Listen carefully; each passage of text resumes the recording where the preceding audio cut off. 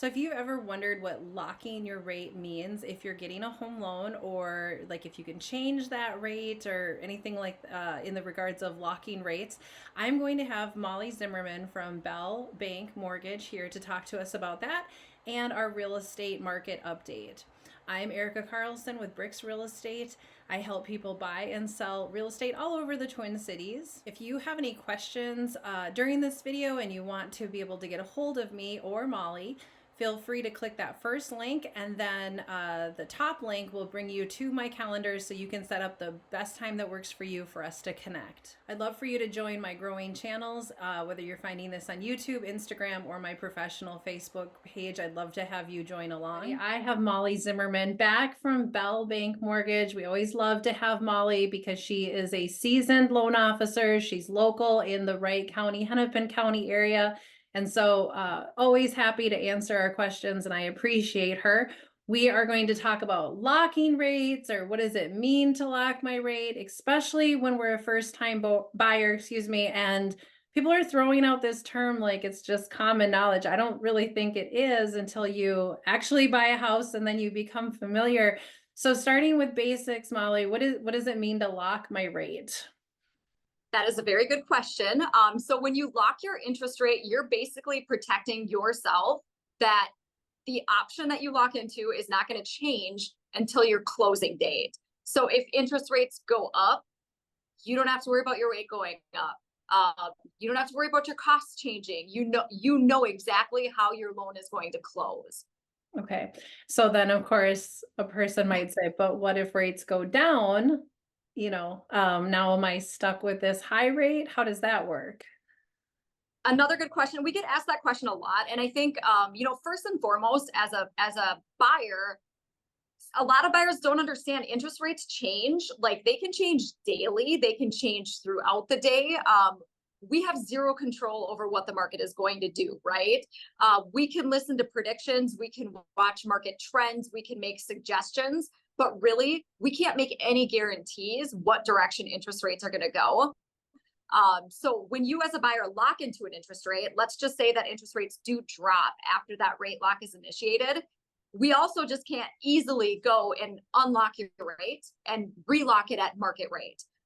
There's, typically some sort of a renegotiation policy, but to be quite frank, it's not often able to be utilized, where the market does have to drop pretty significantly. And then we do like a meet in the middle sort of a thing as far as the interest rate is concerned.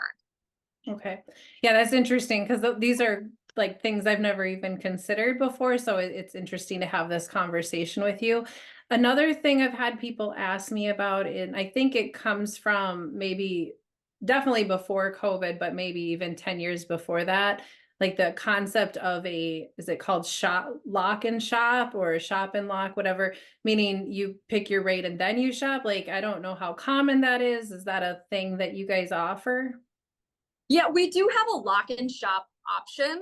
But keeping in mind, when you're locking into a product like that, it's going to be above market rate. So it's more beneficial if you're in a rising rate environment to consider an option like that.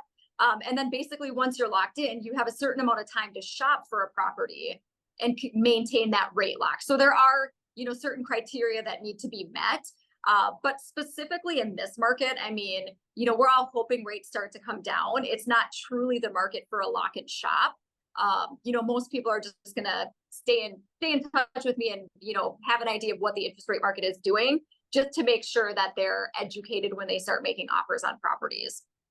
So it sounds like when you're shopping for a home loan, the lender you want to use, you need to take in some grace or some flexibility that what is being conversated about on this particular day that you're having the conversation isn't necessarily your rate when you lock, because of that there's some of it's that volatility, but some of it is just the nature of the market is it's going up and down. And we're not talking about huge swings. Like, I don't want someone to imagine it's going from 2% to 9%. It could just be subtle changes. So one thing I always prepare my clients for is always go on I hate to say it like this, but go on the worst or like the more expensive side, because nobody gets sad when someone like Molly says, oh, actually your payment's going to be cheaper than what you're anticipating. However, the conversation the other way around is a harder pill to swallow. Absolutely. And I think for me, like I tend to try to make connections with my buyers. You know, typically they're shopping on a weekend. So if we can connect Thursday, Friday and run updated rate cost options for them, at least they know what the market is doing. And once that contract is signed and we've got a closing date, we then stay in constant communication or daily communication. So I can give them updates on, you know, what can you lock into today? What do we think the market is going to be doing? I watch the market trend so I can, you know, give some suggestions, but I think ultimately it's up to you as a buyer to know your comfort level with locking. And for me, I always ask, like, would you be more upset if the interest rates went up and you didn't lock, or if you locked and they went down just a little bit? And if your answer is, I'd be really mad if they went up any more than they're at right now, and we're not really seeing that rates might drop, it might be the right time just to lock and give yourself that peace of mind. Okay. Yeah, that makes sense. Is there anything else that we didn't touch on that we should talk about today? I mean, I think the biggest thing is just working with the reputable lender who's going to keep you educated throughout the process. I mean, really, your lender should be able to provide you with updated estimates as needed, and keep you informed on what the market is doing. And that way, you feel a lot more comfortable and can make that good decision on, you know, when to initiate that rate lock.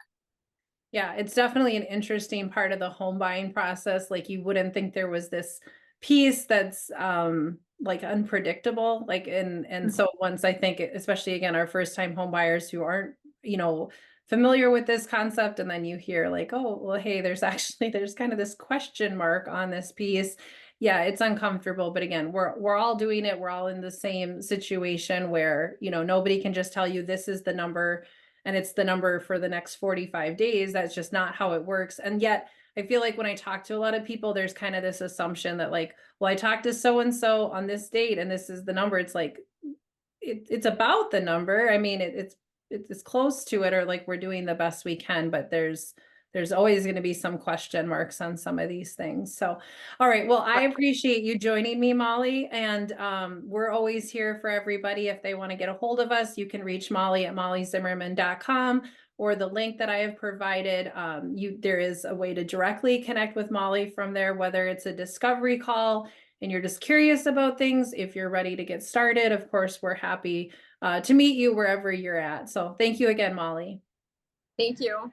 All right, it's June 19th, and you know, again, we're in the summer market, and so there's going to be some noticeable changes. In particular, the one that I want to point out is that we're in more of an equal market right now. It's not really any more of a seller or buyer's market, but if we're going to pick one direction, we're headed towards buyer's market. So hopefully you can see my screen here. We'll run through this quickly. We have 559 properties available total. 513 of those are not with any sort of contingencies.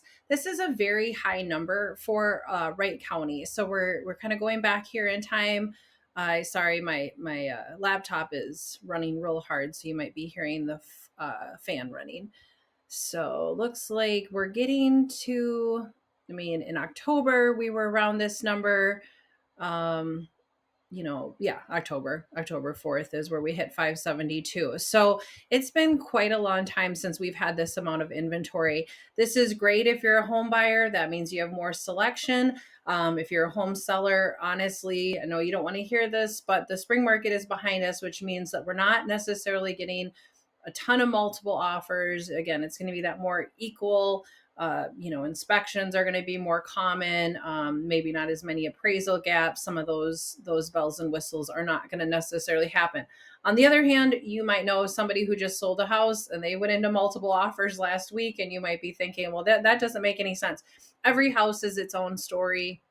We're speaking in generalities here, so it really depends on your price point. And keep in mind that 559 is all price points in Wright County. It's not a particular style of house or price point or anything like that. 269 are pending, which you can see over the last couple weeks. It's been kind of fluctuating in that 200s. Closings are up a little bit over the last couple weeks.